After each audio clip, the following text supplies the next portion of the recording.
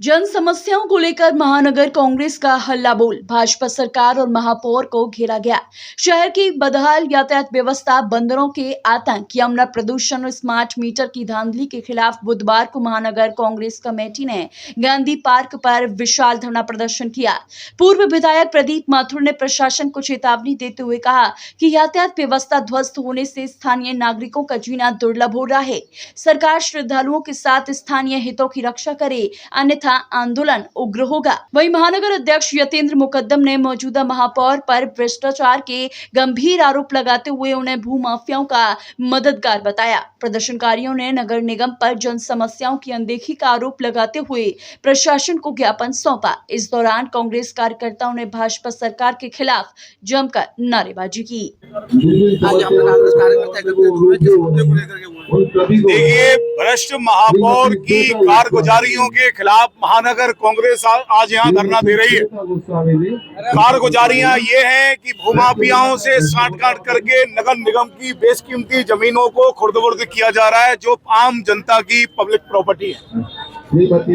दूसरा, वृंदावन में जो ट्रैफिक व्यवस्था की बदहाली प्रशासन द्वारा की जा रही है, जो परेशान है आम जनता और श्रद्धालु, उसके विरोध में यहाँ धरना दिया जा रहा है।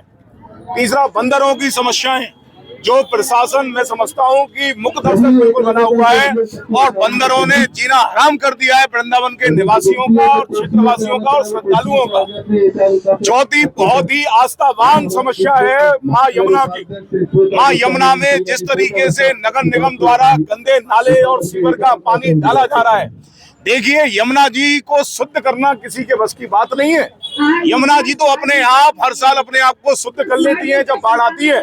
हमारी जिम्मेदारी, अगर नगर निगम की सबसे बड़ी जिम्मेदारी है, अगर कुछ बनती है तो ये है कि यमुना जी में दूषित पानी शहर का नहीं जाना चाहिए।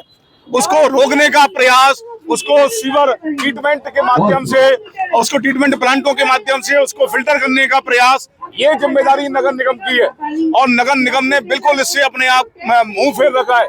नगर निगम सबसे बड़ी जिम्मेदार है मां यमुना के प्रदूषण के लिए।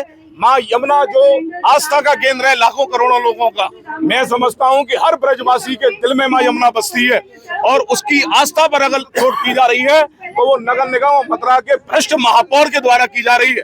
मैं आपके चैनल के माध्यम से कहता हूं कि अगर आज तक के इतिहास में अगर सबसे कोई भ्रष्ट महापौर यहाँ आया तो वो माननीय अभी जो प्रेजेंट में महापौर है वो है। वो बिल्कुल उन्होंने भ्रष्टाचार की चरम सीमा पार कर दी है और जमीनों का तो साहब आप देखिए कि किस तरीके से नगर निगम की जमीनों की लूट की जा रही है। ये लूट कतई बर्दाश्त नहीं होगी। मैं एमबीडीए के लिए भी यहाँ पे हम लोगों ने ये इशू रहा कि एमबीडीए लगातार मथुरा वृंदावन विकास प्राधिकरण अवैध कॉलोनियों को बनने दे रही है, मंजूरी दे रही है और तमाम सैकड़ों निर्माण शहर में बगैर मानचित्र पास कर निर्माण हो रहे हैं। उनको कौन देखेगा, कौन रोकेगा? शहर का जो भौगोलिक क्षेत्र है, जो शहर की संरचना होनी चाहिए, उसके साथ में खिलवाड़ लगातार एमबीडीए मथुरा वृंदावन विकास प्राधिकरण द्वारा वहां की जा रही है। आज का धरना प्रदर्शन हमारा स्मार्ट मीटर के खिलाफ, यमुना जी की शुद्धिकरण के लिए और नगर निगम में जो व्याप्त भ्रष्टाचार है उसको लेके किया गया है। आप जैसा कि जानते हैं कि नगर निगम में हजारों करोड़ रुपए की योजनाएं आती हैं। पिछले 10 साल से हम लोग देख रहे हैं नगर निगम जब से बना है, ये पहली बात तो नगर निगम नहीं है, नरक निगम बन चुका है। सफाई नाम की कोई चीज नहीं है। जितनी भी विकास योजनाएं आती है वो धरातल पे कहीं भी दिखाई नहीं देती है। ये इतने करोड़ की योजना, ये इतने करोड़ की योजना, अरे वो कहीं धरातल पे दिखाई तो दे।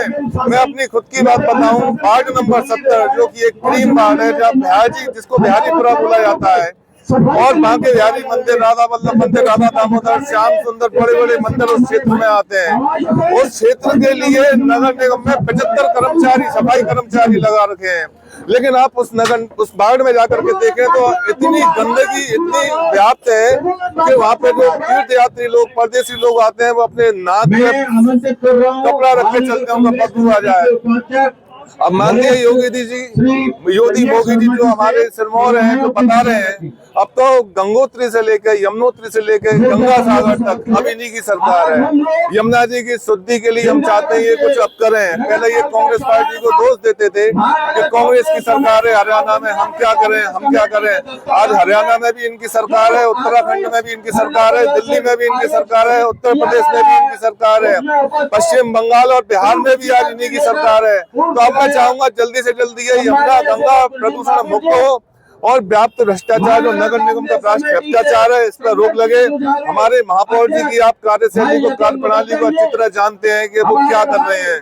अब सीधी सी बात है कि आप हजारों करोड़ों की योजनाएं भले ही लाए, धरातल पे वो बिल्कुल दिखाई नहीं देता। हमारे लिए तो शून्य है वो। काशीराम योजना, काशीराम के तहत वृंदावन में फ्लैट बनाए गए थे, आज वो जीर्ण शीर्ण अवस्था में है। अब चाहिए, सरकार को चाहिए कि उनको मरम्मत करवाए और रहने लायक, वहाँ हजारों की तादाद में वहाँ गरीब लोग रहते हैं, तो वहाँ सरकार को चाहिए कि उनके जीर्ण जो हो सके उनकी मरम्मत करवाए। और वृंदावन हमारे विधायक जी, भूतपूर्व विधायक प्रदीप माथुर जी का कहना है कि ये हम इसको वृंदावन को ए ग्रेड की नगर पालिका बनवाएंगे, नगर निगम से अलग करेंगे। ठीक है, पहले नगर पालिका थी ये, तो यहाँ अच्छी साफ सफाई थी, सुनवाई होती थी, सफाई कर्मचारी भी हमारी सुनता था। आज सफाई कर्मचारी भी किसी के नहीं सुनते हैं, अपनी खाना पूर्ति करते हैं, खाना पूर्ति करके निकल जाते हैं। कहने का तात्पर्य आज का धरना ये है कि भाजपा राज की जो भ्रष्टाचार है उनकी कलई खोलने के लिए है। तो हम सब ने बढ़ चढ़ के हिस्सा लिया है, आगे भी हम इनके भ्रष्टाचारों को उजागर करते रहेंगे। आज ये ज्वलन समस्या है वृंदावन की। स्मार्ट मीटर हो गया, ट्रैफिक व्यवस्था हो गई।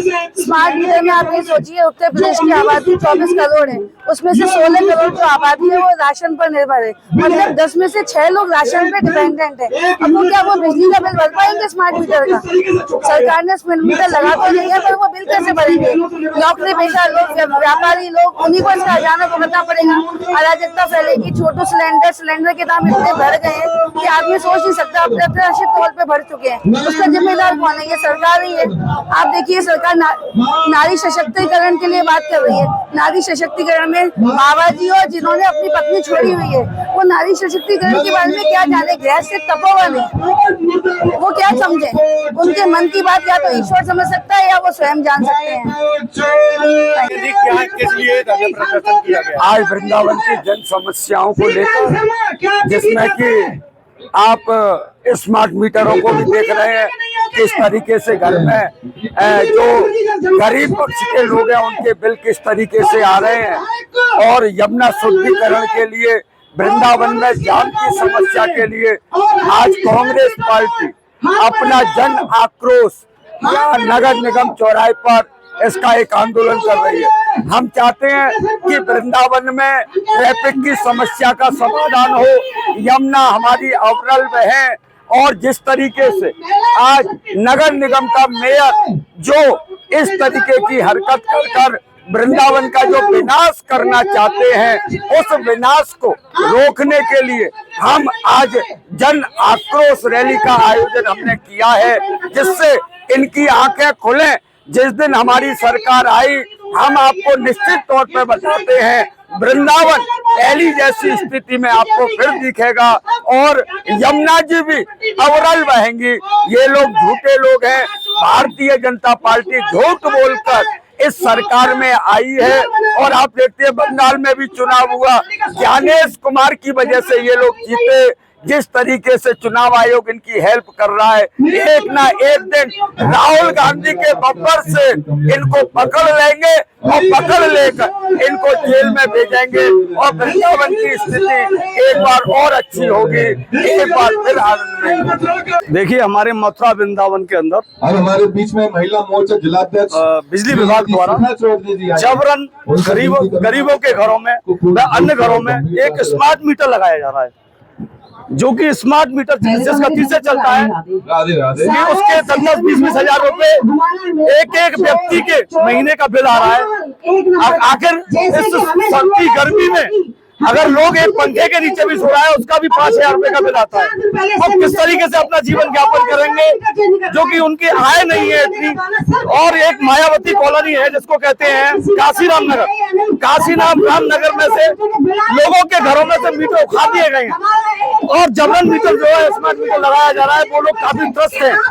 ऐसे ही वृंदावन के अंदर भी ऐसे ही लोग हैं। मांगे पूरी नहीं हुई तो आगे क्या कदम देखो आगे अगर ये मांगे पूरी नहीं हुई तो धरना प्रदर्शन हमारा जारी है। इसके बाद में अनशन करेंगे, आम अनशन करेंगे और जरूरत पड़ी तो हम कलेक्टर का घेराव करेंगे।